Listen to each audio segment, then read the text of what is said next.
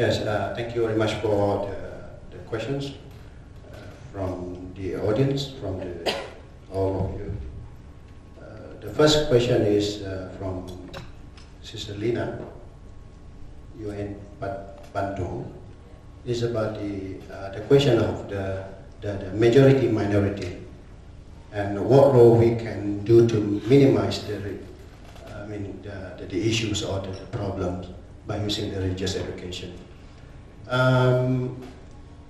It's actually when we come to the problems of majority and minority, there is we always focus in the educational institution and also in the organization that we have the issues of the minority and majority.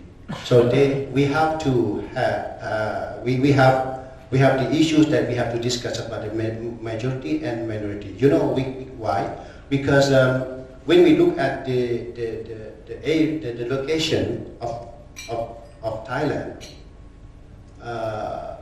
when we compare to the whole country, Muslim population is minority. But when we come to the southern part of Thailand, not yet majority, but when we come to deep south of Thailand, so Muslims are majority. So we have passed the stages. Because if you know Krabi, Phanga, Prachuap Khiri Khan, so those are the upper southern provinces. But when we come to Hat Yai, most of you know Hat Yai, right? Hat Yai, Songkhla province, and come to Yala, Pattani, Narathiwat, Satun, my hometown, we are majority.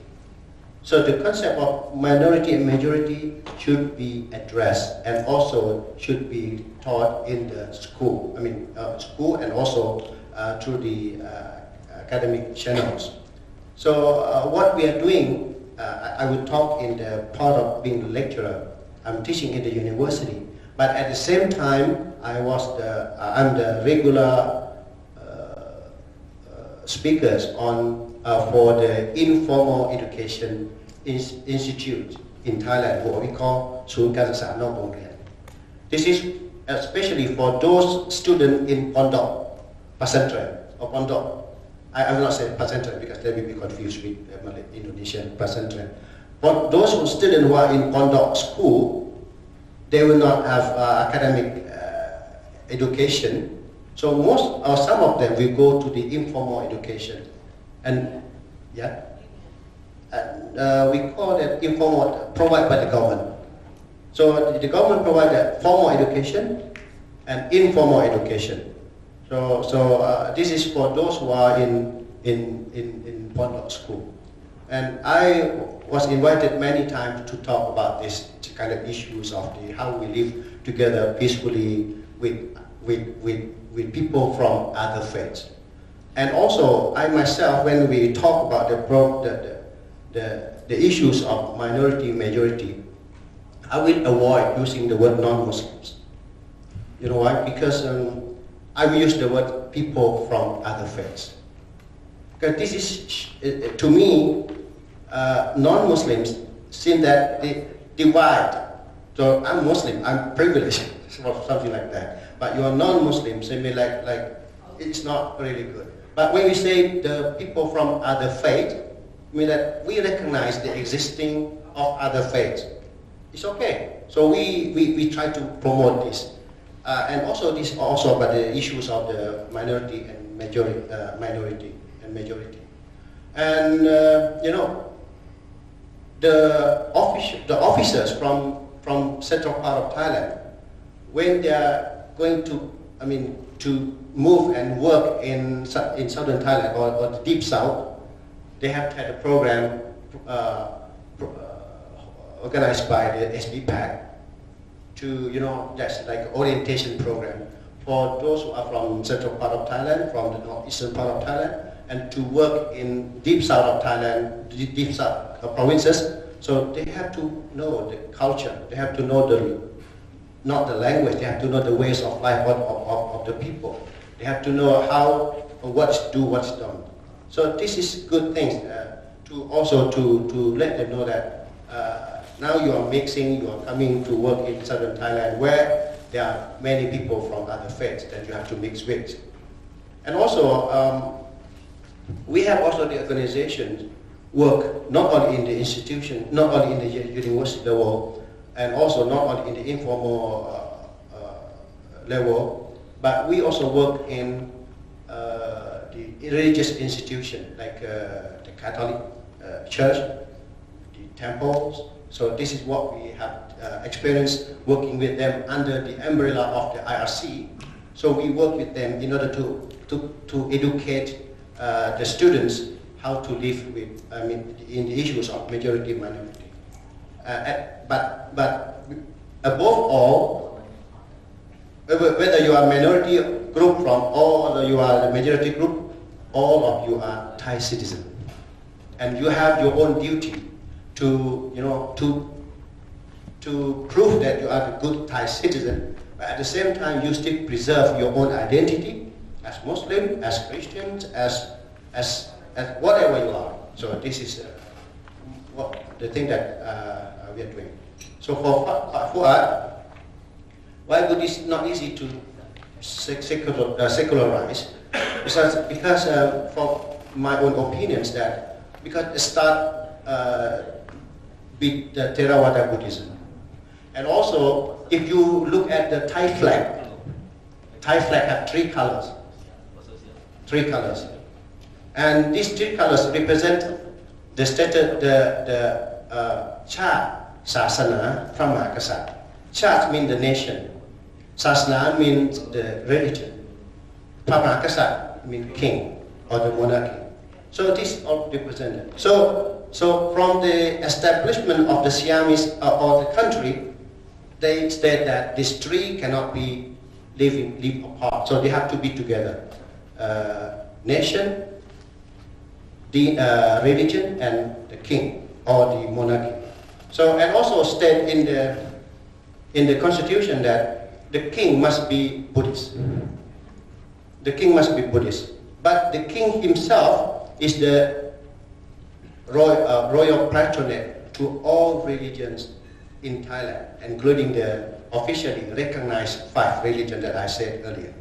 So it's not easy to secularize.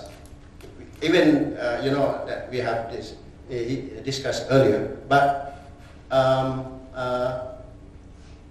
in every single things they must have involve the kind of the religion, like holidays.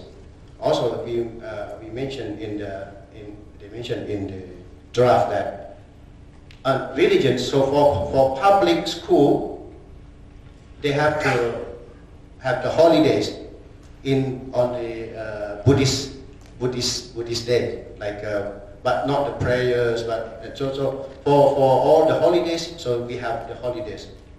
But for the Muslim school, they also have to close, and they also have the holidays for the holidays too. So this is it's not easy. Yes, I agree with you. It's not easy to secularize.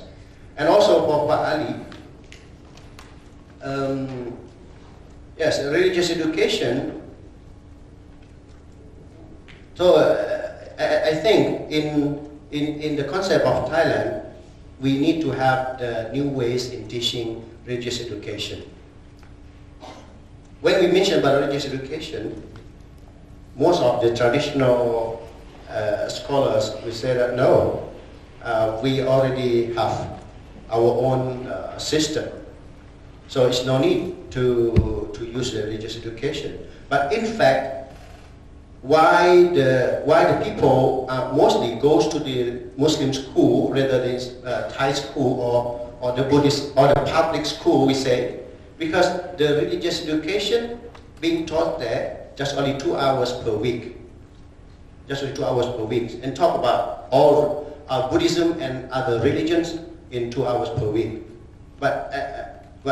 And also at the same time, the parents, especially in the southern Thailand, they want their children to have the Islamic education.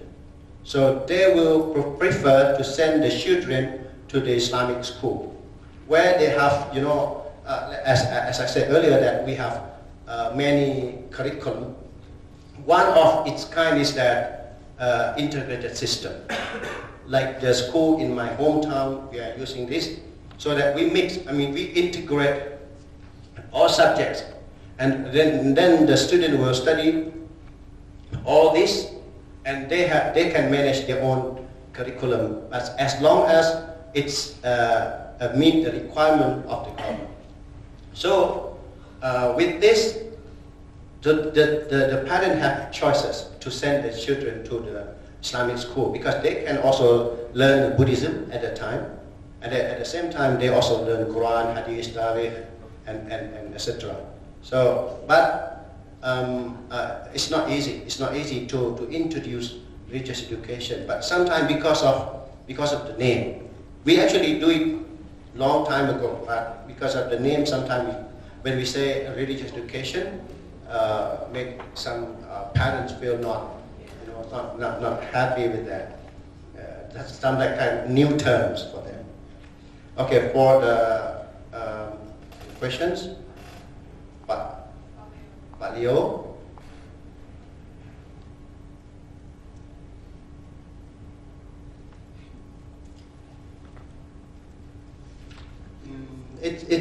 Pak Leo asked about the religious education, or I mean. Is there any common grounds between the high context? Because when we Islam, we have like similar stories when it comes to Christian, but how do you find the common ground? And this is if the student in the public school, they will not really exposed to this, because when they study Theravada Buddhism, and they will have no time to study Islam. And also when they, like in my case, I have to study in primary school, then I have to study Tariqah at night. On weekend, I have to study Quran at night. So it is for the primary school. And also but when we study the Islamic school, so we have in the subjects that we propose in the slides, that so we study about the Quran, Hadith, Tariq, and everything. So at least we have also in the interview. Also in the interview, you may find that there is the research finding from the interview that they try to adopt these kind of the values to the society as well. Yeah. And also for the last, the equal treatment, multi-ethnic groups. I really agree with your suggestions, because we feel that yes, of course, we do a lot on the Buriram, northeastern part of Thailand, central part of Thailand, and southern part of Thailand. But I understand that this is very limited research, and with just only how many months you did that. But I think in the future we may, because I'm thinking about the north, because there are so many issues on the north. You may heard about the Chinese Muslims in the north, Muslims, Malay in the south. So and also the Khmer, Mon, Cham Muslim community in Bangkok. So there are so many groups, and they are so diverse. So when we talk about this, so that's why I told you that we should have the series of the research, and then we continue doing this, and we start from this, and we continue on the multi-ethnic groups. That's a good suggestion, actually. Yeah. So thank you so much. Thank you, Makria. Maybe you would like to add? Can I answer in Thai? Yeah. And my discussion could be, I need your help, because I think that my ability to answer in academic language is quite.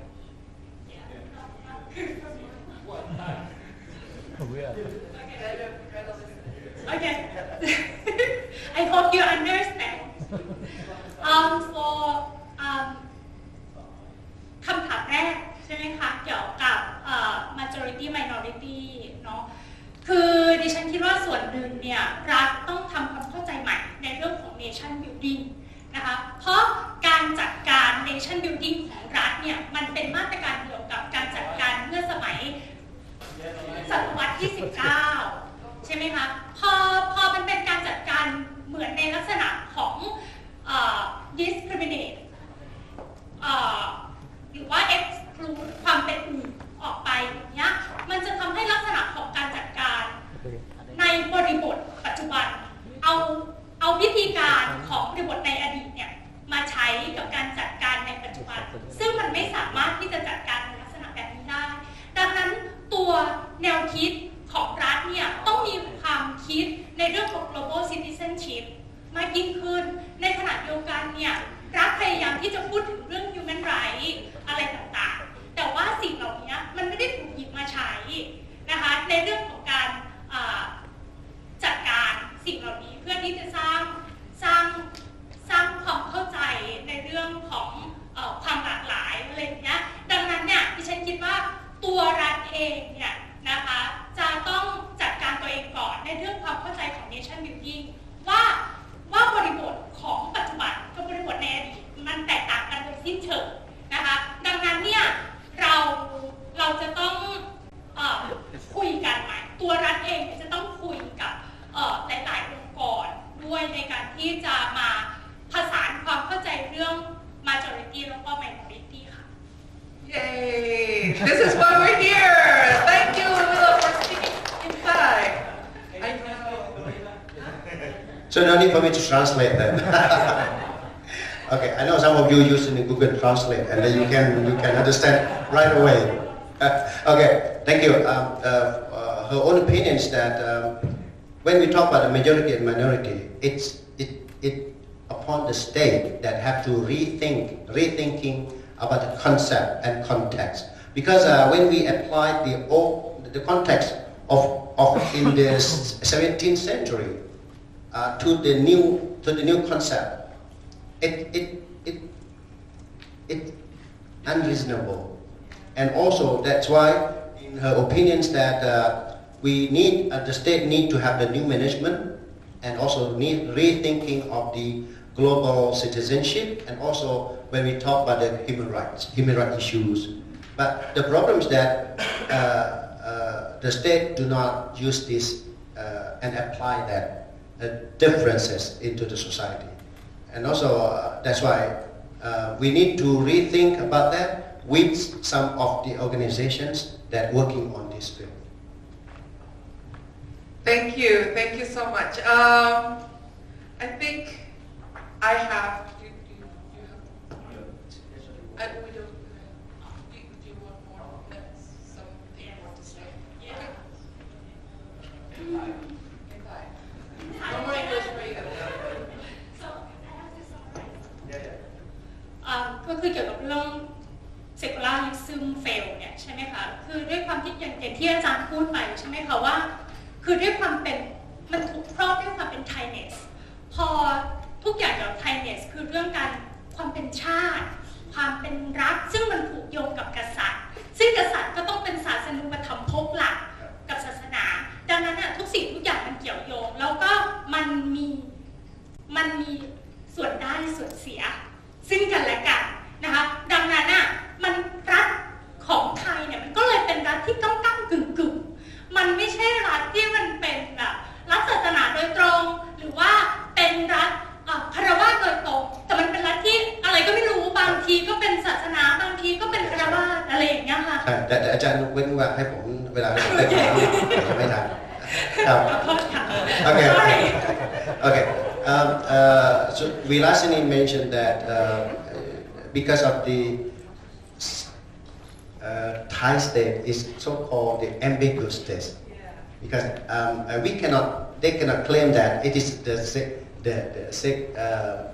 secular state or the religious state.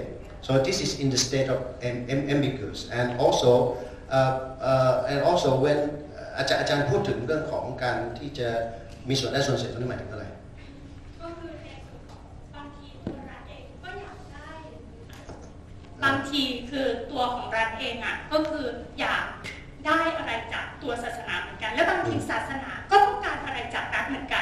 พึ่งพากัน that she said that there are the interrelated interests of because the state also wants something from the religions, and also the religions also need some contribution from the state. So for her, she thinks that this is the interrelated issues when we talk about the secularization. แล้วก็อีกคำถามหนึ่งนะคะคือมันก็ยากมากเหมือนกันคือที่เราจะทำเรื่องแบบนี้เพราะว่าด้วยความเป็นพุทธเองเราจะเห็นว่ามันไม่ค่อยมีงานศึกษาในลักษณะนี้เท่าไหร่เพราะความเป็นพุทธเราจะไม่พูดถึงความรุนแรงมากนักด้วยความเป็นตัวรักของมันที่พยายามที่จะบอกตัวเองว่าเรารักสงบนะอะไรอย่างเงี้ยนะคะแต่ทีเนี้ยเดี๋ยวผมแปลก่อน ค่ะ because for the next question is that when the state itself not talk too much about the peace building or the prevention of the violence extremism because there is one concept that we call it Thai Nirak Samok means in the national anthems that Thai people love peace so they will never ever talk about this because they assume that they already have peace ซึ่งกรอบความคิดเหล่านี้มันเป็นกรอบที่สำคัญในการที่ทำให้คนไทยไม่เปิดที่จะพูดความรุนแรงแล้วมันก็ไม่ทำให้สิ่งเหล่านี้มาถูกพูดบนโต๊ะแบบนี้ค่ะ And this has become the very very important framework that become obstacle for Thai state to talk about the situation like the ways forward and also the way that we are trying to propose the issues of the PVE. So it become the main obstacle for Thai people for Thai state.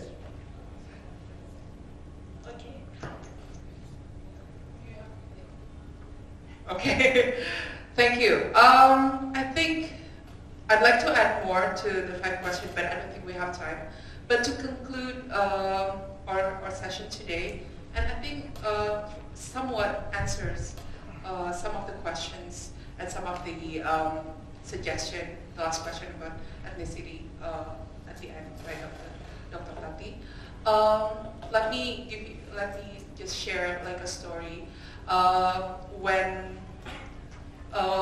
we had a chance to visit Konkan for the FGD focus group discussion, it was the first time that I saw like how similar and the same we are, then we're different. So the FGD invited all representatives from religious leaders, community leaders, scholars, everyone. But it was a very awkward moment for the first 15 minutes. There was like long silence. No one said anything. And then and I found out later that it was the first time ever, at least in Konkan, that such discussion amongst religious leaders and ethnic communities happen, and it was really, really brave to me. Wheela was so brave. That's why, like, when she speaks Thai, obviously she's more expressive, and that's why, like, this is such an important research that you did, and then I'm more than honored to co-author this piece with you. And then I remember that day, Wheela asked for an empty room next to the FGD room, and it was like empty room. And the organizer, the whatever the owner, was wondering like, why would you need like a empty room? And when the sun set, the Islam imams, they were asking us permission to just have a 5-minute break. And everyone didn't understand what would happen to them. But like I was like, okay, I know because I took it. Forget it, of course they know. But it was in the like aquarium. It's like clear glass room, and it was the first time for everyone to see the Muslim pray. It was the first time for them. Wow, it's actually not bad. just having the bearded and like the sarong guy coming in and the room, it was really quite emotional for me, because that same feeling is the same feeling that I had when I'm in Indonesia. When the kiai comes, we have to respect them, and the open, the more accommodating one is always the minorities. So just to conclude, there are layers of religion. Maybe we don't have to use the word religious education at all. Maybe we should use something else that people might find more common grounds, like Pak Leo said. Like, what's the common ground that people actually can talk to each other? And obviously, there are more spaces in the public sphere that everyone can share, and that's what we saw in our meeting with the FGD. So thank you again for the very thoughtful feedback. I'm really thanking you for partnership. We're really taking it by heart, and we're going to incorporate all the feedbacks. Thank you so much. Assalamualaikum warahmatullahi wabarakatuh. Waalaikumsalam warahmatullahi wabarakatuh. Thank you so much, Dr. Dorita Setiawan, Willa, and Dr. Kriya. Photographer, please kindly capture the moment. And the moderator and two speakers, please kindly remain on stage as we would like to capture the moment. Now we return to the ballroom at 2 p.m. as we're going to proceed for the session 6 after date.